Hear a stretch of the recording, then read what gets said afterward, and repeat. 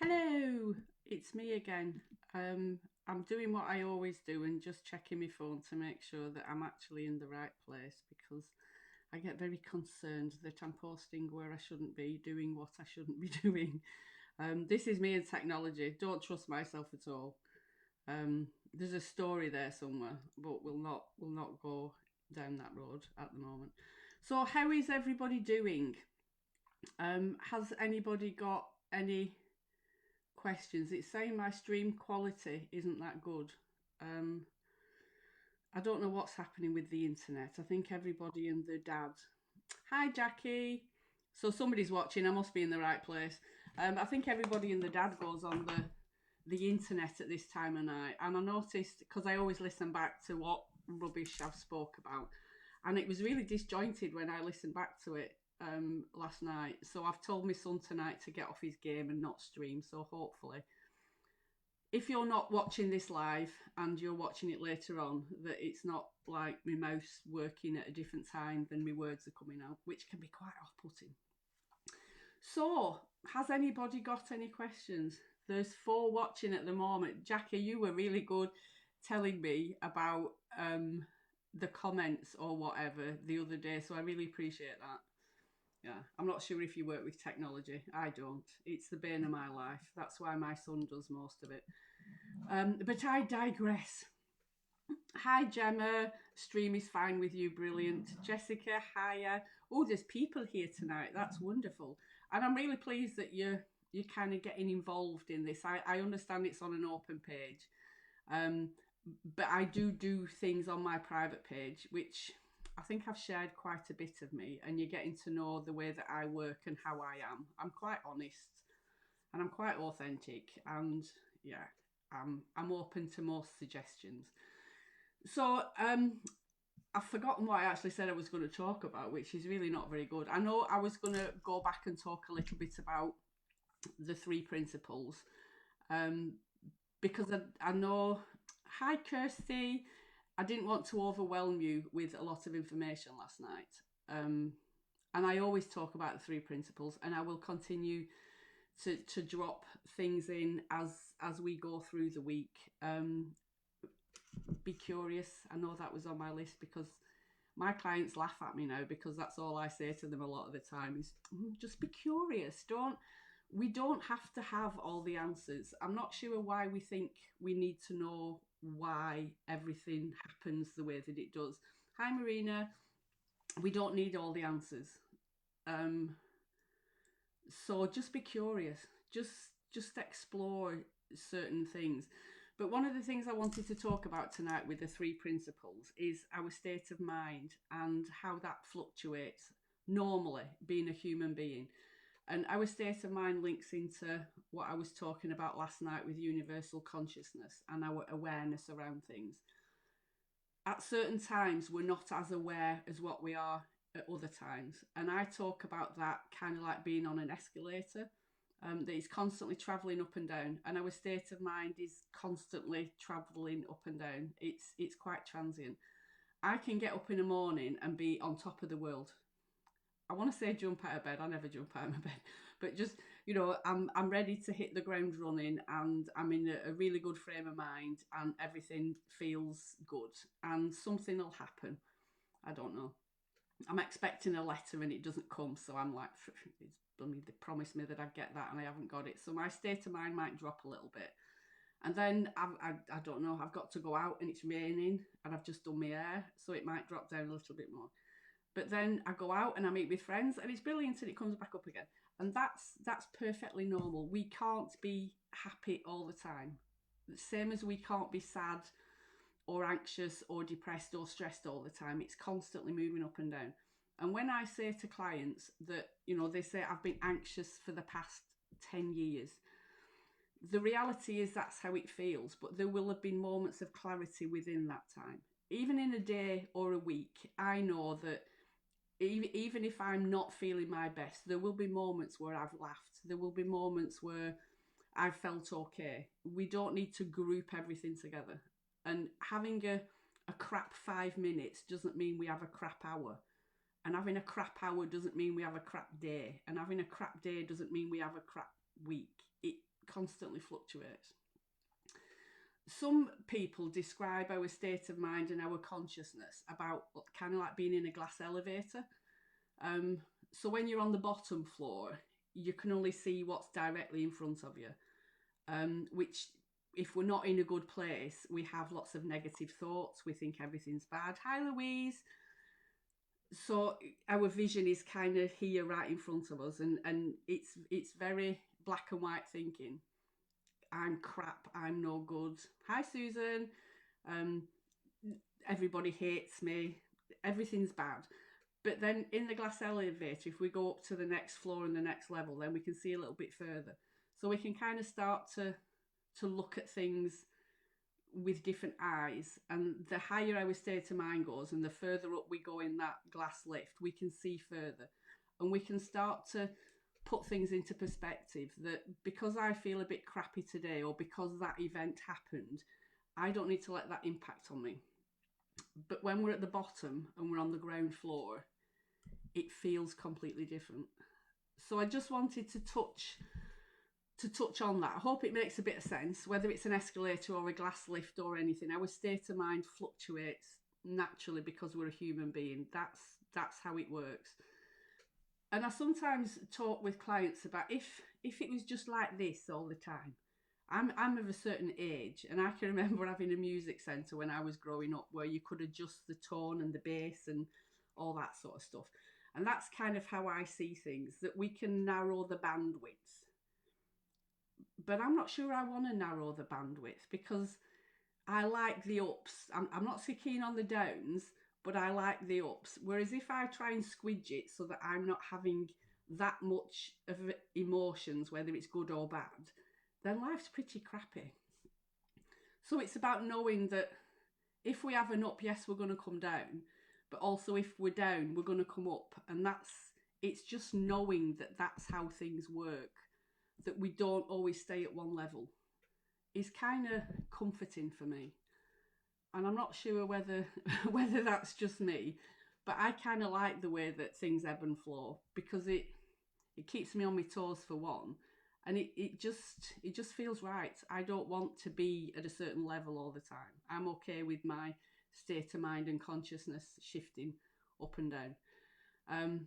So yes, if you have any comments about that, then feel free to say it. I've got some things on here. I can cross off my state of mind because I've spoken about that one. The other thing I was going to talk about was drivers, which isn't a 3 principles idea or concept. It comes from transactional analysis, but this again is something that I kind of like, and I do talk a lot about this with people.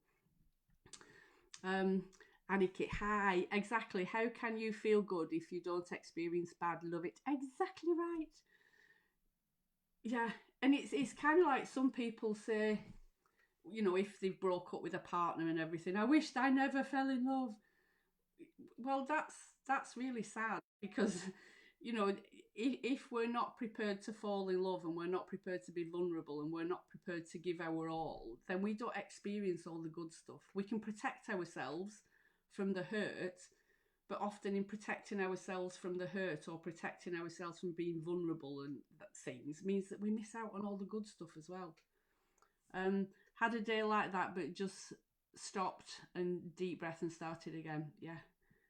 That's something else, like, to change your perspective. And that sounds really daft, but if I'm in a session with a client and they're kind of feeling stuck or quite emotional, I'll sometimes say to them, get up and move. I have a chair. I have my therapy chair. I don't know why I call it that. It's just a chair that I sit on. And there's a couch. And it's a 3-seater couch, so there's 3 different places that they can sit in. And I will physically get them up and tell them to move. Because sometimes we can feel stuck. So just getting up and moving, changing position, can really change our perspective, not just what we can see, but how we're feeling. And sometimes it can just break whatever mood that we're in. I did a really silly thing, and I don't know whether it was for research or just for the hell of it, but I joined quite a few anxiety groups when I knew that I was going to do this week on anxiety, just to get a feel for how anxiety groups are. And I was so anxious, and that, to me says a lot that there are an awful lot of support groups out there for people that are suffering with anxiety and stress and overwhelm at the moment. But it seems very negative. There seems to be a lot of offloading and a lot of negativity in some of these groups, and I just thought that was really sad that there wasn't anybody in there that is kind of saying, you know, that the more we surround ourselves with negativity, the more down we're going to be with our state of mind, and we're going to be lower in that glass elevator. And I'm not saying that, you know, we should avoid people with anxiety at all costs, but I think we just need to keep it in perspective sometimes. Yeah, it was just really interesting that I was getting really anxious looking at literally post after post after post after post after post of people saying how bad they felt. And the interesting thing was there was moderators in these groups, but they weren't really commenting on anything. It was the other members that were commenting on the posts that were being put up by members, and it was just a bit of an anxiety fest. And I wouldn't like that in my group. I've got a private group called Anxiety, Stress and Mental Health. But I'm in there, I comment, I post things, I put memes up. And if anybody was in there being really negative, one, I would support them as best I could. But two, I would try to change the feel of the group. Aniki, oh my God, I totally feel the same. Had one local group where people were just whining and not looking for solutions. They just pity themselves. Yeah, and like I said, I'm not being judgmental with this. I'm just, again, I'm curious, but I just felt really sad that there was, and I think there was like 162,000 people in this group. That's an awful lot of people. An awful lot of people to moderate and an awful lot of people to be commenting on. But you know, there's a lot of people out there that are feeling similar to the way that we do, that, you know, are having anxiety at times. But I just wish that, you know, they could understand how things work and how we can feel anxious one day and okay the next. It's not that that's it for the rest of our life. We, you know, we need to feel not very good. Yeah, need to laugh at ourselves. That helps me. Yeah. For those of you that don't know, Susan is my sister, and I was going to say that, yeah, I laugh at you too, but that would have come across as quite negative if that was just somebody in the group watching. It's not. It's my sister, who I'm going to do a live with my sister, and I'll probably post it. I'm not sure where I'll post it because I need to check with her, but I do talk about my sister a lot. She has had bouts of anxiety for a long time, and I'm sure she doesn't mind me saying it, but we're going to do a live together. We're going to do a call together, just talking about anxiety, not in a negative way, because I don't think that's very helpful, but as a bit of a thing on her journey, and we might put that in there. So drivers, that's what I was talking about.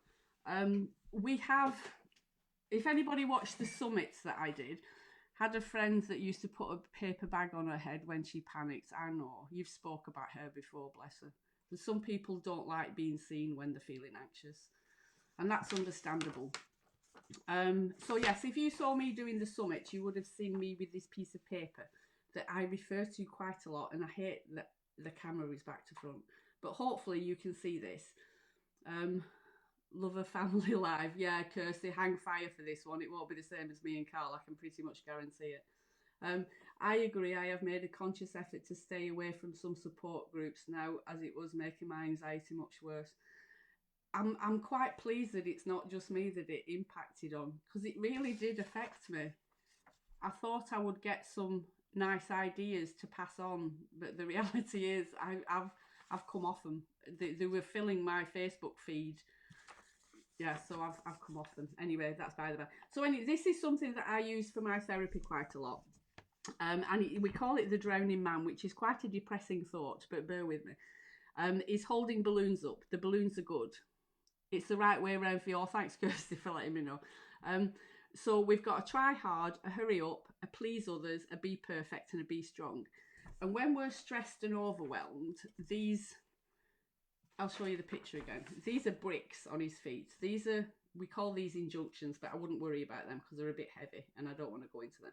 But injunctions are the messages we pick up from our family about don't be well, don't be ill, don't be you, don't. They're quite negative, some of them, so we'll not bother with that. I'm more interested in the balloons that are our drivers.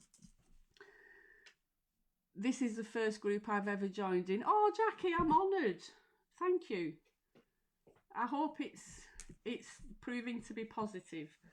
But yes, the balloons and the drivers are pumped up when we're stressed and overwhelmed. Our balloons pump up. So if we've got a Be Strong drive, well, we have access to all 5 of those drivers. As a human being, and we can access them at any time. We usually have a couple that are our default go-to ones. One of mine is to be strong. And I know I've said it in this group and many of the other groups that I'm in. I'm a psychotherapist, but I'm not very good at expressing my feelings, which is a bit of a surprise. So I think my way through a lot of things. I'm getting better at expressing my feelings. But if you've got a Be Strong driver, you tend to be quite stoic, and you sort your own problems out. You're quite logical and see certain things as a weakness. That's who I am. And the other one that I wanted to touch on was a please others, because if we have a please others and we feel anxious, it makes us even more stressed, because the driving force for us is to please other people and to make sure that everybody else is okay. And when we do that, we feel better about ourselves. But when we're anxious, we can be quite negative about that you know, I can't do that because I'm feeling anxious, which means that we can't please other people. Yeah, I can talk all night about our drivers because it's quite an interesting thing, but the way we communicate with each other, with our drivers, is quite interesting, which again links in with our state of mind and all the other stuff. Being a human being is quite complex, how we interact with each other, but we can break it all down. That's why I like the 3 principles, because as long as we understand that everything comes from our thoughts. I think one of the other things I was going to talk about, which is good that I'm talking, is that everything comes from the inside. It's inside out. Our thoughts about an event are what cause our feelings. Sometimes people say, you know, I've said it myself, you know, God, they made me so mad. Really, I can't tell you how angry that made me. They haven't made me angry. That didn't make me angry. My thoughts about what they did and that event are what make me angry. So it all comes from inside me. And when we understand that, we can kind of calm it down a little bit. If we hand over the power to somebody else, that they have the power to make me feel anxious or sad or stressed or happy or frustrated or any other thought, then I'm kind of handing them all the control for me, and that's not how it works. If I've got the control, sometimes I misuse it, and I'm not saying I don't turn it against myself sometimes and feel pretty crappy, but I need to understand that it's me that's done that. And that's quite an in-depth way of looking at things. But just understand that nobody can make us feel a certain way. That's not how it works. It all comes from the inside out, and it's all coming from our thoughts about an event. I'm trying to think of an event that kind of made me feel a certain way. And the other thing is that when we're emotional, when we're running on emotion, whether that's anger or anxiety or stress or overwhelm, our logical part of the brain it's buggered off. It's shut down and it's not really paying much attention. We're just running on emotion. And it's never a good time to make decisions and choices. So I would always recommend that we just calm down until things have quietened down a bit and we're back thinking logically. So be a control freak. Yes, I'm a control freak. I like to control everything, but it doesn't work. So yeah, let things calm down, and then we can think logically. When we're in fight and flight, I'm not technically minded, and this is just my way of paraphrasing things. We're using the lizard brain, which is the first brain that we developed way back when we were, evolving, whether you believe we evolved from apes or whatever it is. And that's where the reflexes are. That's where our fight and flight is. And it just runs on instinct and all that sort of stuff, which we need. But when that's triggered, the front part shuts down. So we're just running on adrenaline and emotion because it's a survival mechanism. So what we need to do is to just slow that down enough that we can get back in the logical part. Which I did a blog on this. I think it's on the website somewhere. That says that stopped us from eating our babies, which is quite a useful thing for us parents not to do, to eat our babies. So we're constantly evolving.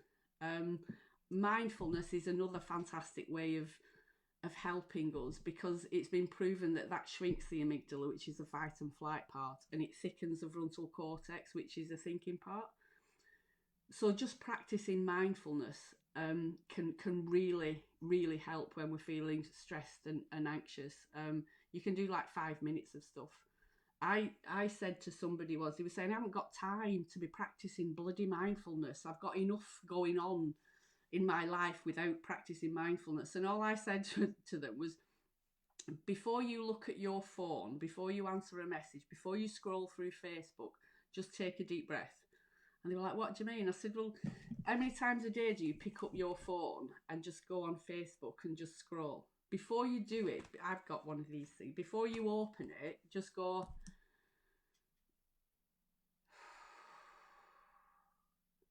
And I guarantee if you do that before you open your Facebook or start scrolling, you will probably do an hour of mindfulness a day. Because how many times do we pick up our phone instinctively and just literally start scrolling or clicking on things and I don't know, going on WhatsApp or anything like that?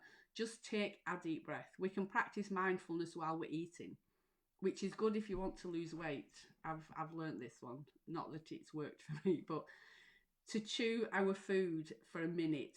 Whatever you put in your mouth, just chew it for a minute and really concentrate on the texture and the taste and how it feels in your mouth. That's practicing mindfulness. When you're cleaning your teeth in the morning and at night, just really concentrate on cleaning your teeth, nothing else. Mindfulness isn't about clearing your mind and emptying your mind. It's about really focusing on something with intent. So if I'm cleaning my teeth, to really focus on the feel on my teeth and the direction that the brush is going and those sort of things. And it really helps with forgetfulness, which is another thing that can sometimes happen when we're anxious or stressed. We're kind of on automatic pilot and we're not really paying attention to what we do. I know when I'm getting stressed and overwhelmed, I have to double check the door. Somebody was talking about obsessive compulsive disorder and rituals. It's a key for me that I'm feeling stressed when I'm having to double check everything I do. And I don't think I've got obsessive compulsive. I'm just not concentrating on what I'm doing. So I'll go and I'll put the dog away at night and I'll check the door, turn the key and check the handle and everything's fine. I'll go in the kitchen and I think, I'll check the door. I better go and do it. And while I'm going, I'm thinking about something else. So I'm not concentrating on whether I've locked the door or not. And sometimes I can go and do it 3 or 4 times before I say something. It's like, right, let's just concentrate. Walk to the door and concentrate on whether it's locked. And that's just because my mind is very busy. I'm not thinking about what I'm actually doing. I'm thinking about what's coming next, what I've got to do tomorrow. What did I do before I was doing this? So yeah, mindfulness is really good. Ruby Wax did a book called Frazzled, which was all about mindfulness, which I found quite useful. And the other thing, do any of you kind of suffer with overthinking? That's another thing that sometimes we can do when we're feeling stressed or anxious, is that we overthink everything. something can happen during the day and we just ruminate and think about it and pull it apart and beat ourselves up and do all those sort of things with it. And one of the things that I say to clients is to use full stops. It's okay to have a negative thought. Oh my God, yes, I do. It's okay to have a negative thought because they pop in. We don't have control. We have 60,000 thoughts a day and we have no control over 99.9% of them. So they just pop up. So if you have a thought that, oh my God, I messed up. I can't believe I did that. They're going to think this of me or whatever it is. Use a full stop. You can have the first thought, oh my God, I messed up. And in your head or out loud, actually say full stop. So, oh my God, I messed up, full stop. And it stops the chain of thoughts that quickly come following after it sometimes. Yes, I constantly overthink, which is one of the main things that drive my anxiety. Yeah. See, this is why I kind of threw in the bit about the drivers, because if we've got a be perfect driver, which is another one of the drivers, we can be so critical of ourselves. That internal dialogue is constantly beating us up. And it's okay. We all have a story. We all have an internal dialogue that says things to us, but we don't need to act on it. We can hear it, but we don't need to act on it. And that's where the full stop can sometimes help. We can have that first negative thought. We can't do anything about it. But if we physically say full stop, it stops this from happening. I can say, oh my God, I messed up, full stop. Another thought will come after it, but it's not like a runaway train. It's not like we have no control over it. We can actually slow it down. There's lots of people that overthink. Maybe I should do another week on overthinking. A lot of it is protection. We're trying to protect ourselves from something that we think we need protecting about. If I work out every scenario and every eventuality and all the what ifs, then I'm safe and I will be okay. And what I want to kind of encourage you is that you will be okay anyway. Often whatever life throws at us, we cope with it. It's the fear of what life is going to throw at us that kind of keeps us in that stuck, anxious place. My son, my darling eldest son, had a bit of a thing quite a few years ago. I think it was 7 years ago. If you listen to the live video that I did with my son where he's talking about his PTSD and everything, he had an issue where he something happened when he was on holiday in Ibiza and he ended up on life support in a hospital and everything, and I just lost the plot completely. I don't like flying. I can talk about that on another day, but I was booking flights to get out there and I haven't even got a passport. That's how ridiculous my mind was, and the what ifs and all the overthinking. And yeah, my be strong just got up and left and I was in bits. And it was my daughter that was kind of being the sensible one. So it's okay. It's okay to crumble every now and then. Even though something horrendous had happened and I lost the plot and thought it was going to be the end of the world and everything, it worked out okay. I pulled myself together and everything was okay. So I just want to kind of give you some confidence that you've got this. Yes, it's brilliant to be a member of a supportive group and like-minded people that are positive, that want to make a change. But this doesn't need to be hard work. We don't need to work at this all the time. It's about just understanding how things ebb and flow. And sometimes you'll have a good day and sometimes you won't. And I want to say that that's okay. I want to kind of give you permission to have a bad day and be okay with it. I'm looking on here if there's anything. Oh, that was another thing that they were saying on one of the groups, and I thought, yeah, I can kind of understand that somebody posted on there that their therapist said to them, and it really worked, when you're feeling really anxious, to watch a familiar film or listen to music or do exercise, which if that works, I'm not going to tell you to not do that. But to me, that's kind of avoiding the anxiety and just, focusing on something else, and I'll do that and I'll forget about the anxiety, which is a tactic that I've used myself at times. But say you do exercise when you're feeling anxious to avoid being anxious, then you're putting all your focus on the exercise as fixing you, and that's not how it works.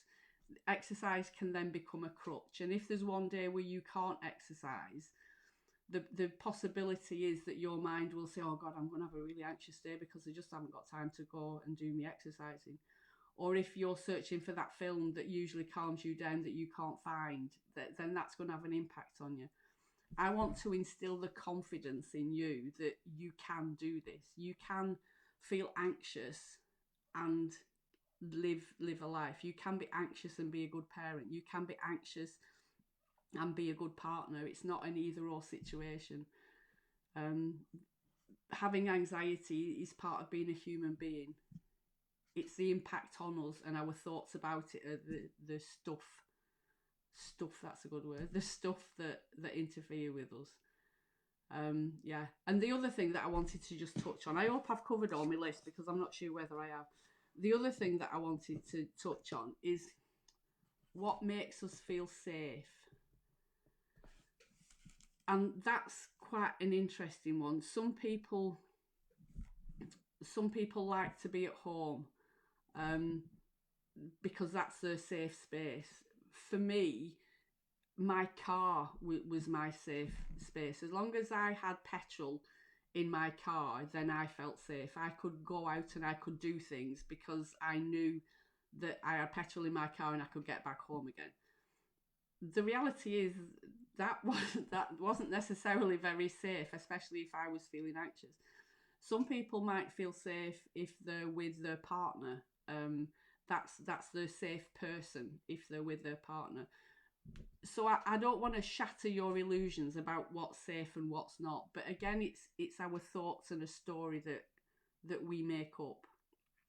I want to do a trigger warning because I am talking about things that could trigger something for you. So again, feel free to contact me. I don't like flying. That's a story that I've got. I didn't fly for 30 years. Not that I fly physically in an aeroplane, I'm talking about. But yeah, I didn't fly for over 30 years because I told myself I didn't like flying. And then somebody was talking about where's the best place to sit on an aeroplane if it's going to crash. My instant reaction was, I'm not sure that there is a good place to sit. But some people have this thought that it's better to sit over the wings. Some people have this thought that it's better to sit at the front. Some people think it's better to sit at the back. And it's all just thoughts about our safety. Where do I feel safest? And it's different for everybody.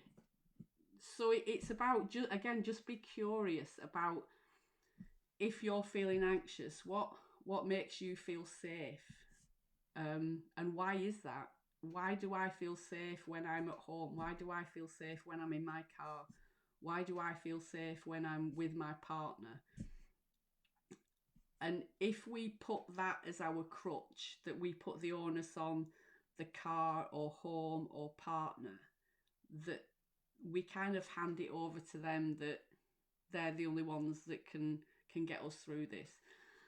And again, I just want to instill into you that you've got this. And I get that sometimes it doesn't feel like that. So yeah, people have gone a bit quiet. Is that because people are thinking, or people are disagreeing with me? And like I've said before, you're entitled to an opinion. And it can be different from mine. I think that's all the things that I had on my list for today to cover. Yeah, so if there isn't any more questions, I shall sign off here. If there's anything in particular that you want me to talk more about, we've got 2 more days.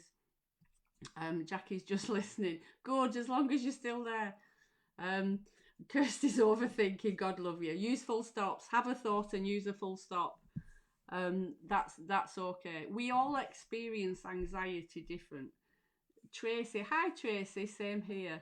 I don't like flying. Took a flight last year after 10 years. Well done, you. I took a flight last year after 30, so I beat you. Um, and that's the other thing, maybe, that I should touch on. I'm not sure whether you've been chatting. I'm not sure how people feel about medication. You cope just fine. Bloody brilliant. Well done, you. The thoughts about doing something are often so much worse than the reality.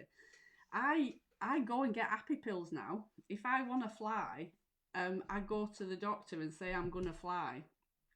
Marina wants a bit more on mindfulness. Brilliant. I can do that with pleasure. I shall write it down because my mind usually lets things go. Mindfulness. Yeah, I'll go to the doctor. Love the full stop. Definitely need to do that. Brilliant. And I'll just say to him, I'm going on a flight. Can I have some happy pills? I'm not pro medication and I'm not against medication, but what I am pro is not making my life difficult. So if at certain times I know I'm going to feel anxious and that's going to kind of ruin the run up to it and the holiday, then I go and get a couple of happy pills to get me through that, and I'm fine. So I'm not going to tell you how to be anxious or how you should live your life. I think we've all got experiences. You're going to use full stops. Great idea. Well, yeah, I'm loving this. Maybe I should have a sign up there. I'll do that for tomorrow. I will put a full stop sign up. Full stop and be curious. Those are the two things. So yeah, I'm not sure what I was talking. Oh yeah, I need to just say that there's been a few people that have been contacting me asking if I'm taking on private clients, which I am taking on private clients. I will never turn a client away. But pop over to the private group. I think you're starting to get to know how I am, and this is how I am, whether I'm seeing clients in a group setting or privately on a one-to-one. And be curious, yes. Susan, gonna be fun when I'm on. Just a warning, guys. I keep losing my train of thought. Oh yes, I have some training courses on a training hub that start off at £1. There is one that I'm going to be doing next week, which is delving deeper in on anxiety. And I'm going to be doing another week like this just for the people that are on that course. And the only reason why I'm saying this, it's not an upsell, and you don't need to do that. But if somebody was thinking about seeing a therapist privately, it can be expensive. And that can stop a lot of people doing it regularly over time.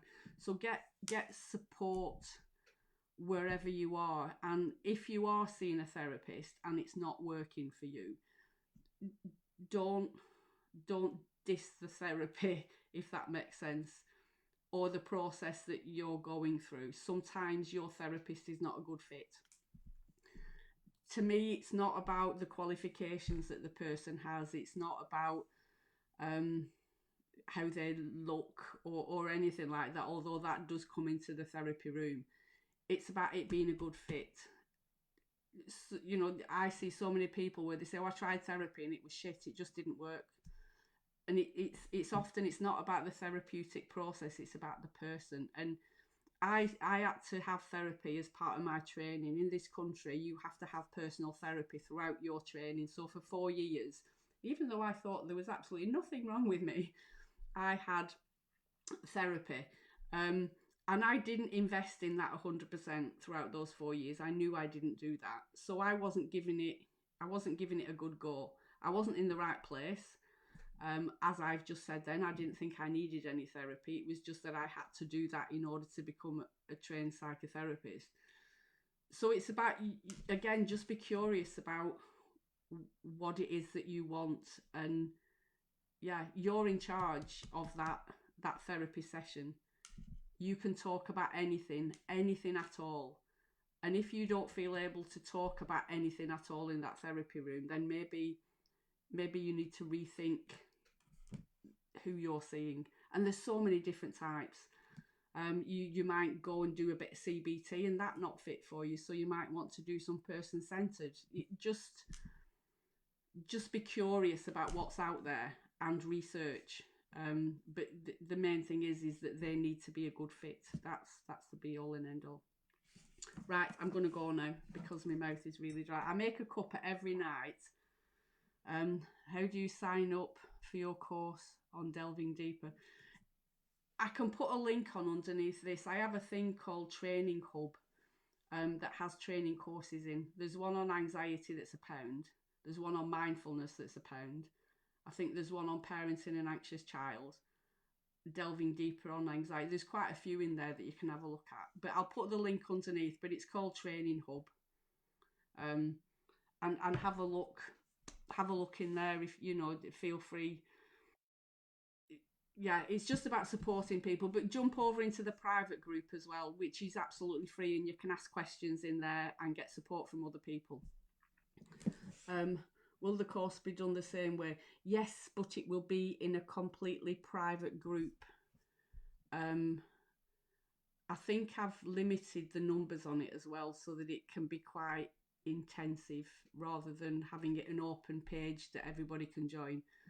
So there'll be a private Facebook group with, I think I've put it at 20. That's it. It will be cut off at that amount of people, if that amount of people buy it.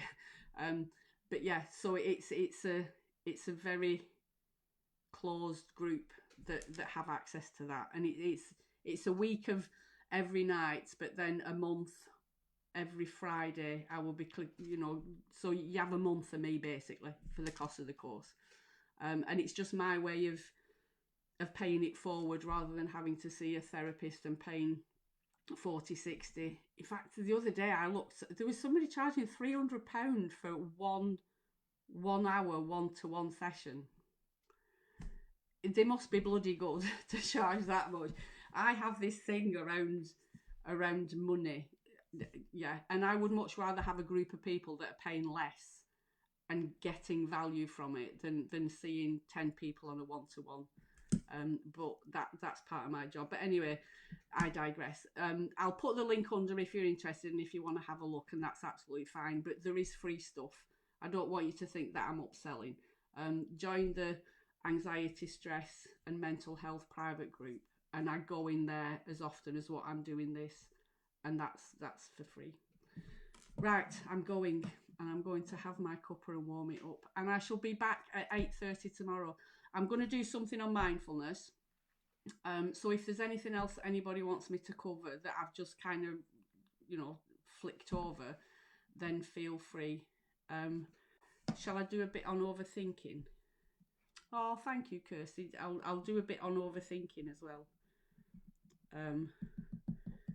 Because those are the two things I think. I'll look back through the comments and see if there's anything else that I can pick up on that somebody wants.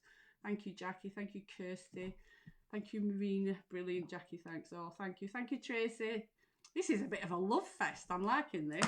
You definitely need to go over into the private group. We can have a laugh in there. Right, I'm going, and I shall speak to you tomorrow. Take care. Bye.